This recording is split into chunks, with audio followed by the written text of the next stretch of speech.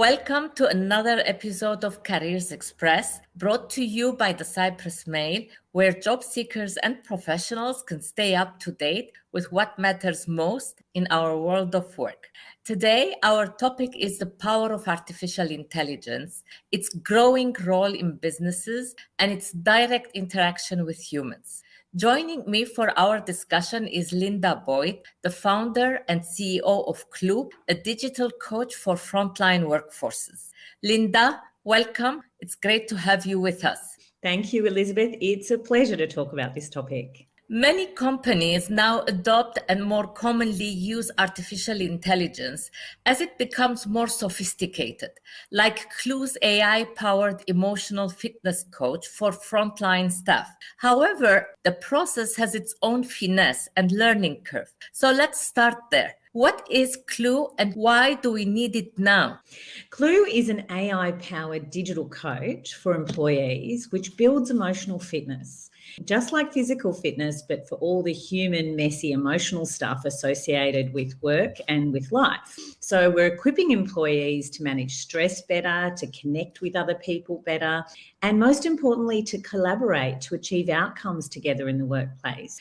And that's particularly important now, I guess, for three key reasons. The first is obviously mental health. COVID has accelerated the underlying challenges that employers and employees were facing around mental health in the workplace. So it's now critically important, and I think obvious to everybody, that we really need to invest in equipping people to be able to manage stress and manage uncertainty and adapt to change so that they can continue to be productive at work. So Clue helps organisations prevent mental health problems in the workplace before they happen. The second reason that we need Clue now is automation.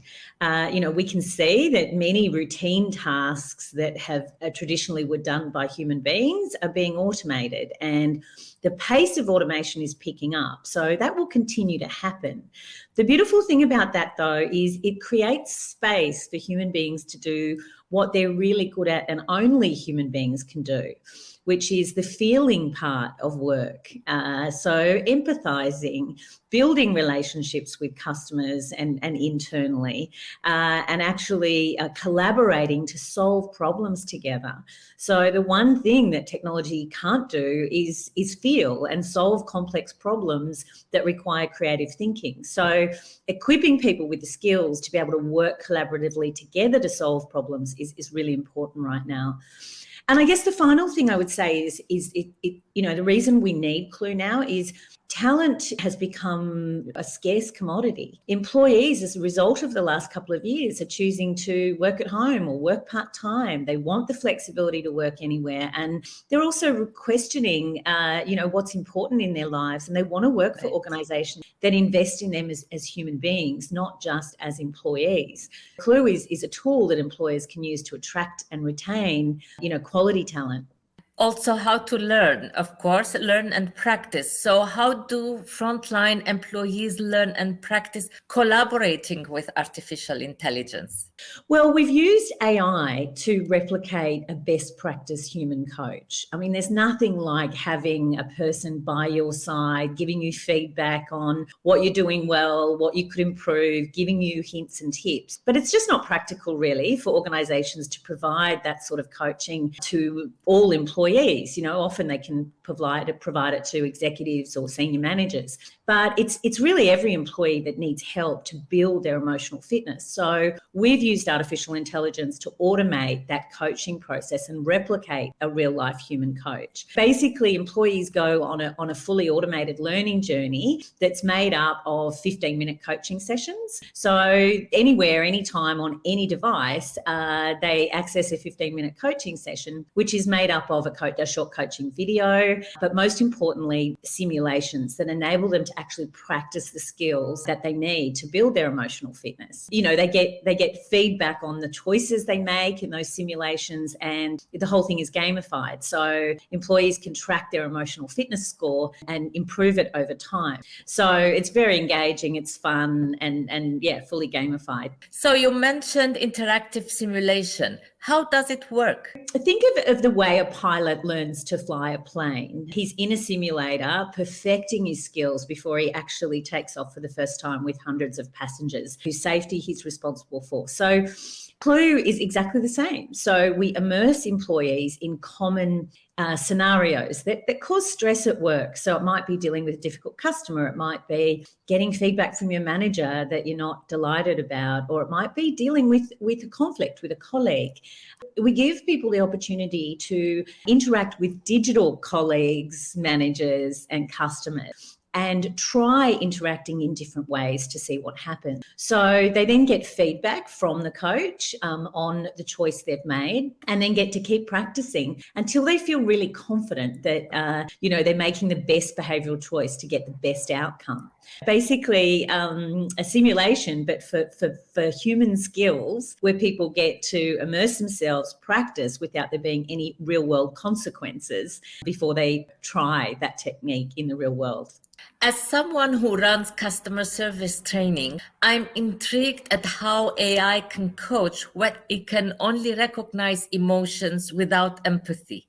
Yeah, very good question. We are not using AI to recognize emotions. That's an important distinction. So we're using AI to drive the learning journey and to personalize it. So, for example, Elizabeth, the skills, you have obviously very strong skills in developing other people because you're a trainer, but there may be an area where you need to learn certain skills. So we use AI to identify what is it that you specifically need to develop, and we direct your learning journey and personalize it using AI. So we're not actually using AI to identify how you're feeling, we're actually using it to automate and to personalize the learning journey. So will AI ever be able to analyze and understand emotions? Yeah, well, it's already happening. I would say that it's pretty rudimentary, but already AI is being used to identify and understand emotions. So, for example, facial expression is an indicator of how a person is feeling. Natural language, the tone of someone's voice, even the pace and the words they use, AI can detect keywords and certain things to determine how a person's feeling. What I would say is AI is able to identify and perhaps to an extent understand a person's emotional state. But what a machine won't ever be able to do is the thing that's unique to humans, which is to actually feel and connect and truly empathize. So AI will continue to advance around understanding emotions because it's a hot topic. Emotions drive the decisions we make, our behavior, our judgments. In business, the way a person feels determines whether or not they'll buy from your company, whether or not they will stay loyal, and whether or not they'll recommend it to others. So AI will continue to advance in the area of emotions. I just don't think we'll ever get to the point where machines can actually feel. After the completion of any training program, implementing the knowledge received and acquired, turning it into a habit is a challenge for organizations. How does Clue's habit formation app work? So Clue is obviously not training, it's coaching. So usually we train people in a classroom or maybe online, but human beings learn by doing. And so often skills decay quite quickly because people don't have the opportunity to practice. So practice applying them. So Clue jumps in as the coach that supports the employee in actually putting into practice what they've learned over and over again. So for example, Clue nudges employees every few days to apply the skills or to have another coaching session. So it starts embedding those skills into behaviours. But that's not enough either. So we rely on the science of motivation and behaviour change, and we use technology in a very clever way to leverage what we call the brain's neural plasticity. So by enabling employees to practice their skills over and over again in different scenarios, we're creating new neural pathways in the brain. And the brain has this beautiful ability to adapt. You can think about it almost like plasticine, very malleable. So if we enable someone to practice something over and over again, eventually that gets embedded as a new habit, an automatic way of being. So, for example, the minimum amount of time it takes to build your emotional fitness is 12 weeks, because that's how long it takes to embed a new habit. So what about the workforce? Is the workforce embracing AI-powered tools, or is there any resistance? Yeah, I definitely wouldn't say there's resistance. I think on the employer side, there's definitely maybe a lack of awareness of what's actually possible and available. And over the last couple of years, employers have had a lot of new challenges to deal with, and most have just been trying to adapt and grapple with how do we actually get people working from home in hybrid environments. You know, now's the time that we've come to terms with how that works mainly. Now, what are the skills that we actually need to address some of the problems that we're seeing, which is mental health in the workplace, issues with employee engagement and retention of top talent, and those sorts of things. So yeah, definitely not seeing resistance, probably still a little bit of a lack of awareness of the power of investing in human skills in business. But I think we'll see the momentum continue to grow on that. From an employee point of view, no resistance. I think, for a long time, employees have been saying, develop me as a person, help me with the stuff in my life that gets in the way of me being not just the best employee, but the best version of myself. So employees are just delighted that they've been given a coach to help them with all the human stuff, which is really difficult stuff in work and life. Yeah, certainly seeing employees embrace it and employers starting to understand the value of how technology and human interaction works together. Which generation would you say has adapted quicker and embraced this technology? I mean, Gen Z and Y, they obviously are digital natives, so there's no reluctance there. I mean, they're so used to living within, that digital sphere. We did have some questions about whether or not, the older generation, and I would say my generation, whether or not we, would be reluctant. But what we found is that people that traditionally maybe didn't embrace technology or weren't that open to going to talk to a psychologist or to working with a coach love Clue, because it's this safe, private world where you can make mistakes and no one knows. So when employees are going through the Clue program, the behaviours they choose, the decisions they make, the scores they get, that's private to them. So we're seeing that more mature employees are just loving the really private aspect. And of course, you don't even have to download an app to use Clue. It's all browser based. So there's no difficulty with technology. It's an automated journey. All you have to do is log in and click play and off you go. So it's really easy to use and it's secure, and that's really important. Now we come to a subject close to my heart, emotional intelligence. Do younger generations need different or more training in developing emotional intelligence? Historically, whether it's in schooling or in university or in workplaces, we really have never invested in human skills. We've invested in teaching people maths and science and all the IQ related stuff. And the reality is that will all be taken over by machine because it's about processing. And so I would say that irrespective of the generation of an employee, we know that in one of the top 10 skills for the future of work is emotional intelligence. We know emotional intelligence is the one thing that machines can't do. So I would say that anyone that is in a role that involves any sort of interaction with another human being needs development of emotional intelligence. Some people need it more than others, but the beautiful thing about EQ as compared to IQ is you can learn this and you can develop it. And we have a clue. Exactly. We can get a clue on how to be a better human being and a more effective human being in interacting with others. Absolutely. So this emotional fitness learning tool targets the frontline defense. Can it be effective for other employees as well? Yeah, absolutely. Look, we've chosen to focus on frontline employees because they are having to have some pretty difficult conversations with customers, as a result of the pandemic and some of the distress that customers are in.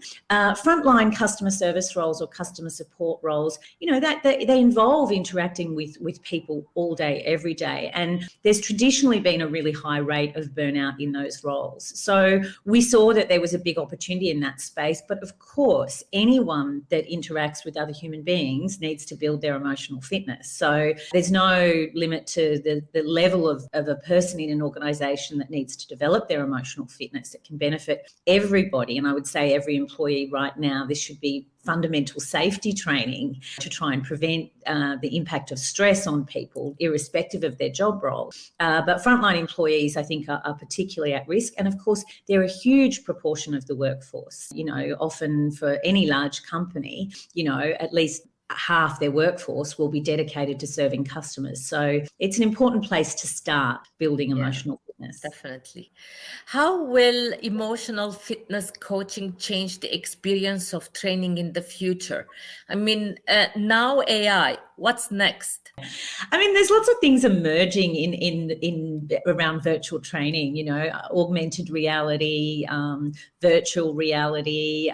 Technology will continue to have an impact on the way people learn. I think what we've been able to do is demonstrate a really strong link between developing human capability, so those fundamental human skills, and the impact that can have on business performance. So I think it's always been a little bit tricky for training to demonstrate, what's the actual behaviour change or the performance uplift that occurs as a result of investing in training. I think technology and what we've been able to do is show, well, if you invest in this capability, you can actually measure how much customer satisfaction goes up, or how sales conversions increase, or how productivity increases. So from that point of view, and emotional fitness coaching will change training, because by equipping people with the ability to self-reflect, manage themselves, collaborate with other human beings, we'll see training, I think, corporate training be a lot more about organisational specific stuff. So in a way, we're equipping people to learn more effectively. And how can people join the revolution of shifting to an emotional fitness mindset? I mean, first of all, there's 3 key skills that we build in the emotional fitness program. And the first one is, self-awareness. So helping people understand that emotions really have an important role to play in the way that we behave, but also how other people behave towards us. So the first thing to adopt emotional fitness mindset is the way people behave is certainly about them, but it's also about how they perceive me. So increasing your own self-awareness. The second thing is empathy. This is I can't emphasize enough how important empathy is in any situation. Often we get very caught up in just thinking about ourselves and what's happening for us. If we can focus on what might be happening for the other person and try and put ourselves in their shoes, that is incredibly valuable. And then the third part is about collaboration, this shift in mindset that together we achieve more, finding a way to understand what the other person wants to achieve and working together to come up with a solution is more valuable than just me coming up with something on my own. So much to think about. Before we go, do you have any final thoughts? Yeah, I mean, we are at an interesting time in history. The future of work is now. What's happened over the last couple of years has significantly transformed the way that we work and live. The future of work is about agility, it's about flexibility, it's about human skills, it's about automation. And, any employer who wants to have a sustainable business in the future needs to come up with a strategy to invest in the human capability that's required to drive business in future. So investing in the emotional fitness of a workforce is the way to solve a lot of the problems that we're grappling with around mental health, low productivity, access to talent, losing great talent. So yeah, my final thought is the future of work is now, and there's a massive opportunity to invest in the human skills for the benefit of employees, but also employers. So the future is human. After all. Finally, how can people learn more about Clue? Absolutely. I would love to talk to anyone who's interested in Clue and emotional fitness and building the emotional fitness of their people. So you can find me on LinkedIn, Linda Simonson of Clue on LinkedIn. And of course, Clue is KLEU. Or please follow us on Instagram, Clue_in. And let's continue the conversation. Linda, thanks so much for sharing these valuable insights. My pleasure. It was a great opportunity. Thank you. Thanks also to you, our Careers Express viewers, for joining us. If you found this video useful, please like, share, and subscribe to this channel, and follow us on our social media as well. See you in a new video very soon.